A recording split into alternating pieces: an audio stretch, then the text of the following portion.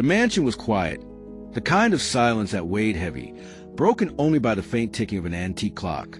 On the velvet couch lay Charles Whitmore, one of the richest men in the city. His eyes were closed, but he wasn't asleep. He was pretending. Through half-shut lids, he watched a young girl, the daughter of his maid, move quietly across the room. She couldn't have been more than 12.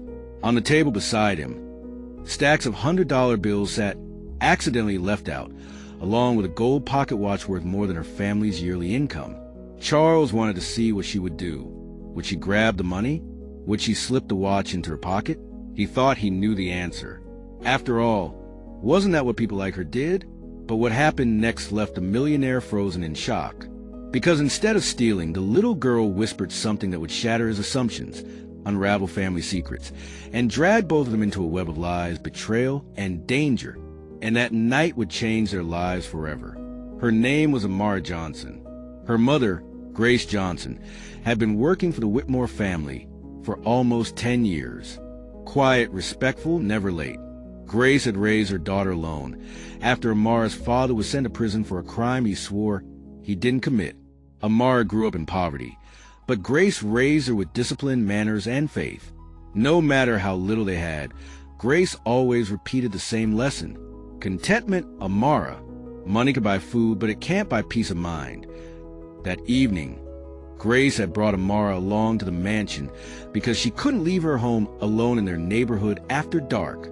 Amara wandered into the living room while her mother worked in the kitchen. That's when she noticed Charles, asleep, and the money stacked on the table. Her eyes widened. She could feel her heartbeat in her chest. So much money. Enough to pay rent for months. Enough to buy medicine for her grandmother. Enough to change their lives. Her small hand trembled as she reached out, not for the money, but for the blanket folded on the chair. She quietly draped over Charles, whispering, "Mommy says rich people don't always have peace. I hope you sleep well, sir." Then she turned away, leaving the money untouched. Charles's eyes snapped open in disbelief. Charles had expected theft. He had expected temptation to win. But Amara's actions threw him off balance. He decided to push further. The next day, he left a diamond cufflink on the hallway floor. Later, a gold-plated pen on his office desk. And finally, an envelope stuffed with cash half open in the study. Each time, Amara noticed. Each time, she picked the item up carefully and returned it to Grace. "Mom, someone dropped this," she'd say. Charles watched it all secretly, his curiosity turning into obsession. Why? Why was this child, who had nothing, immune to greed? But as he dug deeper, Charles began to notice strange inconsistencies in his own house. Receipts for withdrawals he never made. Jewelry disappearing only to reappear weeks later. His accounts showing transfers he hadn't authorized.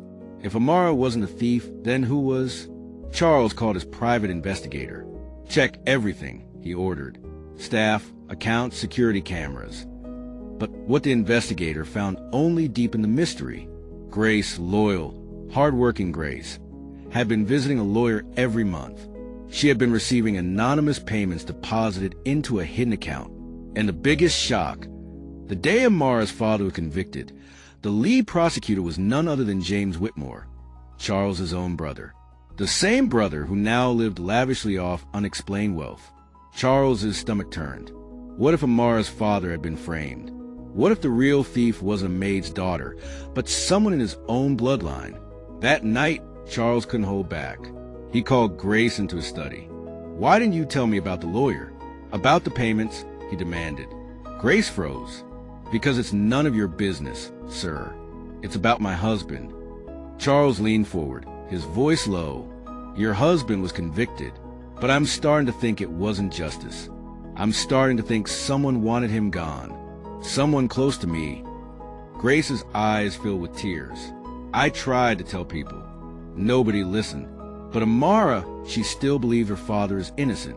She prays every night he'll come home."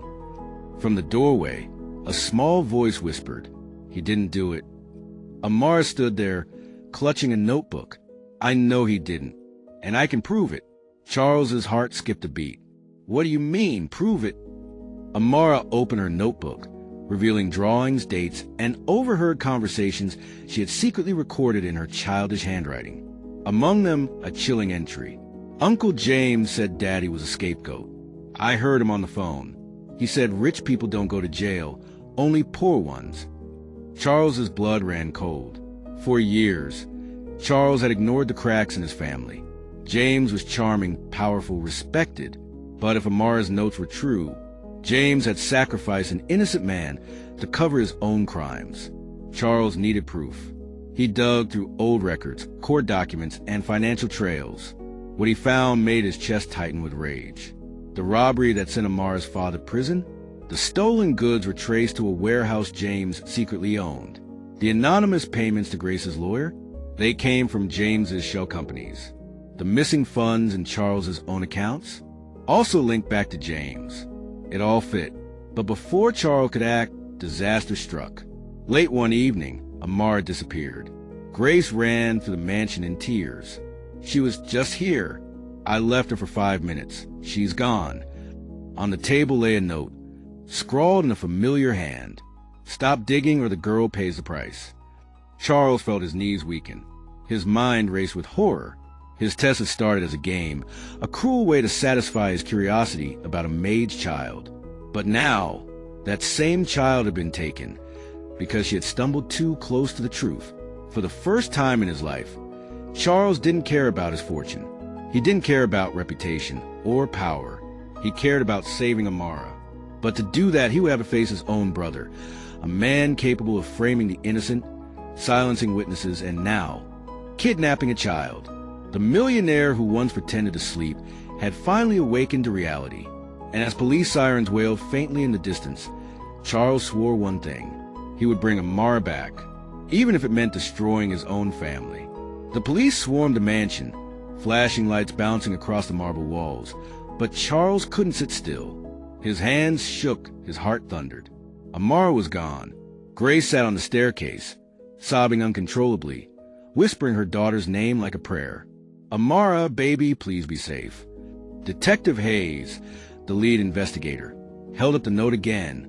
Stop digging or the girl pays the price. This isn't random, Hayes said firmly. This is someone close. Someone who knows what you've been doing, Whitmore. Charles swallowed hard. He knew exactly who it was. His brother, James. But saying it aloud meant tearing his family apart. Find my brother, Charles finally whispered. He has her. James was nowhere to be found. His penthouse empty.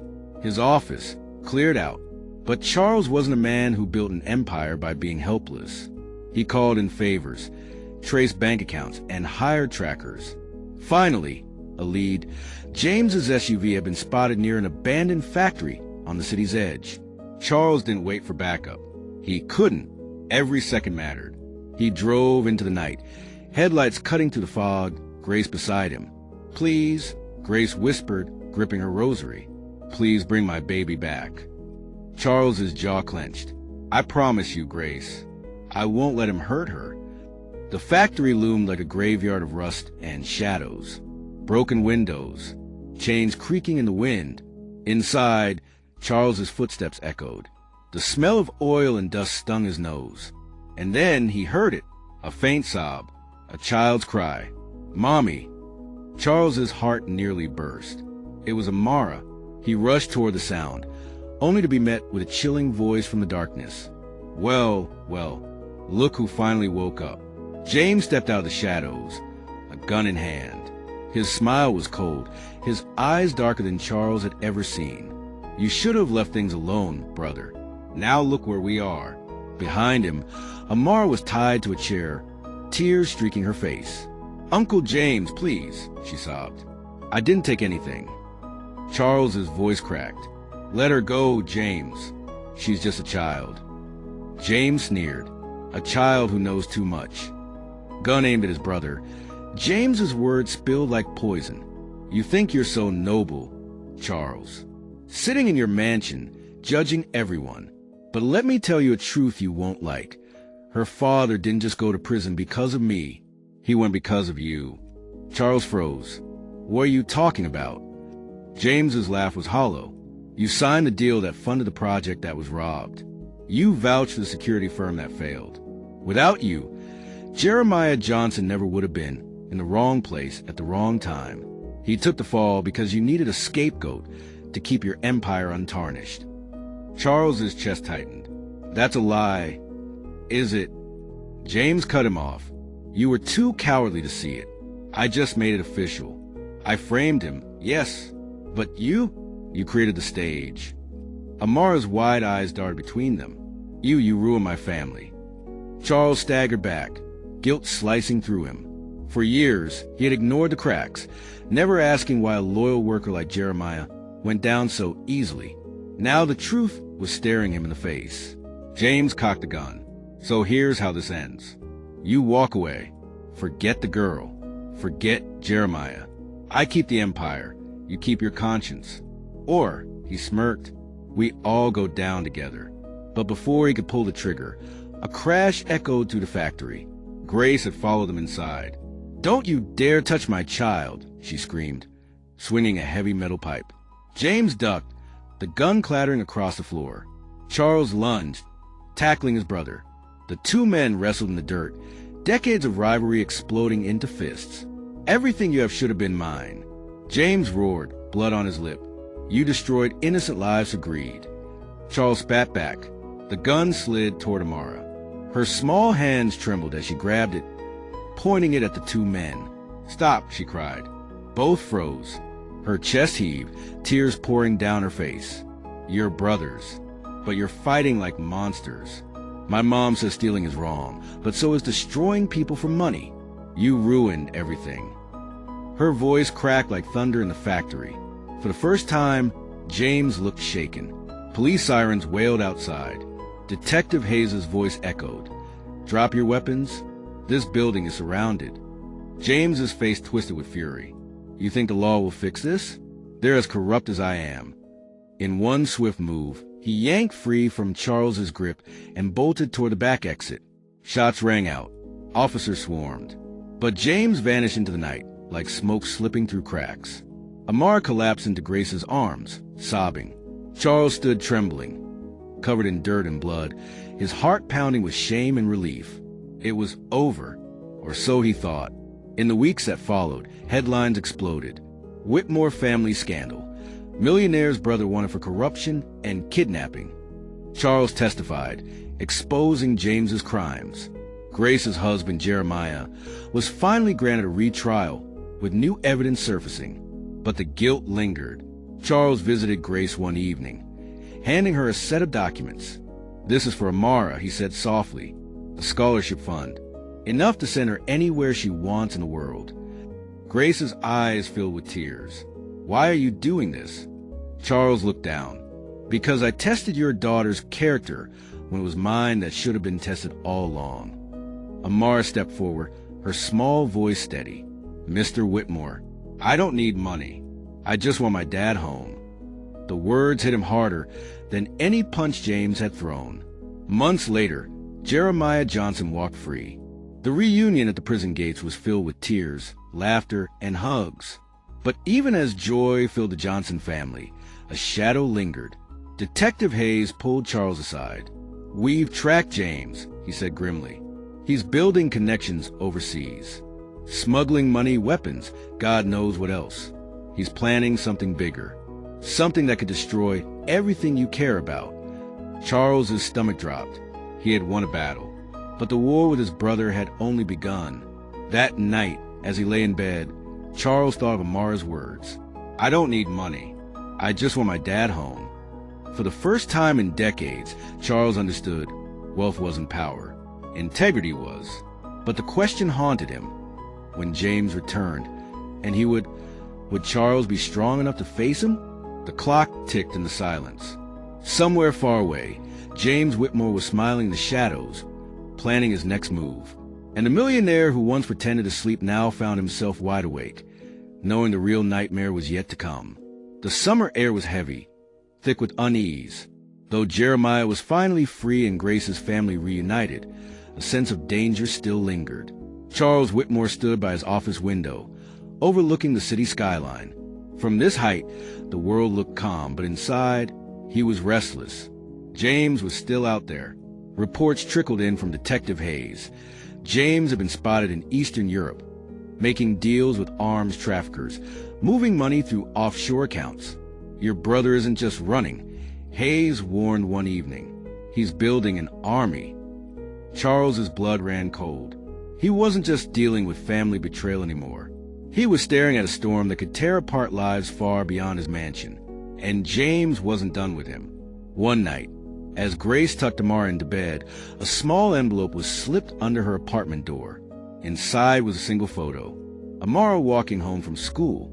The caption, scrawled in red ink, read, "She's still mine." Grace nearly collapsed. The wall spun around her. She clutched her daughter, her screams echoing through the night. By morning, the police were at her doorstep again. "This is James's handwriting," Hayes said grimly. "He's taunting us. He's close." Charles's fist clenched so tight his nails dug into his palms. He thought he had seen the worst of James. But this was a new kind of evil. Now it wasn't just about revenge or money. It was about total control. Jeremiah tried to comfort Grace, but even his freedom felt fragile now. Years stolen from him couldn't be returned, and James's shadow seemed determined to steal the rest. Charles visited him one evening. "I don't expect forgiveness," Charles admitted, his voice low, "but I want to make this right. All of it." Jeremiah studied him, the weight of prison years heavy in his eyes. "You can't undo the past, but you can decide who you're going to be when James comes knocking again. Because he will." Charles nodded. It was the truth he had been avoiding. If James was building an empire of destruction, then Charles needed to become something else entirely, a shield. The final confrontation came faster than anyone expected. It was a gala night, the kind of event Charles usually hosted to keep appearances alive. But halfway through the speeches, the lights flickered, then died. Screams filled the hall. Security scrambled. And in the chaos, Charles heard a voice he hadn't heard in months. "Did you miss me, brother?" "James." When the lights returned, James stood on the balcony above, flanked by two armed men. He wasn't hiding anymore. He was declaring war. "Ladies and gentlemen," James called out, his voice dripping with venom, "meet the man you praise, Charles Whitmore, the saint of society. Tell them, brother, how many families you destroyed to keep your empire clean." Gasps filled the room. Eyes turned to Charles. The truth was out. Charles stepped forward, his heart pounding but his voice steady. "You're right, James. I made mistakes. I looked away when I should have acted. I let greed blind me. But tonight, it ends." James's grin widened. "Ends? No, tonight begins." His men raised their weapons, but before they could fire, a loud crack echoed. Not from a gun, but from the entrance. Detective Hayes and his team stormed in. Chaos erupted. Guests ducked for cover. Shots rang out. In the middle of the storm, Charles faced his brother. Two men, same blood, different souls. They collided, fists flying, rage and history boiling over. "You always had everything." James roared, shoving him into a pillar. "And you destroyed everything good." Charles spat back, slamming him to the ground. But James was stronger in his fury, fueled by years of jealousy. He pulled a knife from his belt, the blade glinting under the chandelier. "Tonight," he hissed, "you bleed." As the knife came down, a scream pierced the hall. "Stop." It was Amara. She had slipped past the chaos, standing between the two brothers. Her tiny frame shook, but her voice carried like thunder. "You're fighting for money, for power, for things that don't even matter. But you're forgetting the people who suffer because of you. My dad lost years. My mom lost hope. And I almost lost everything. Is this what family means to you?"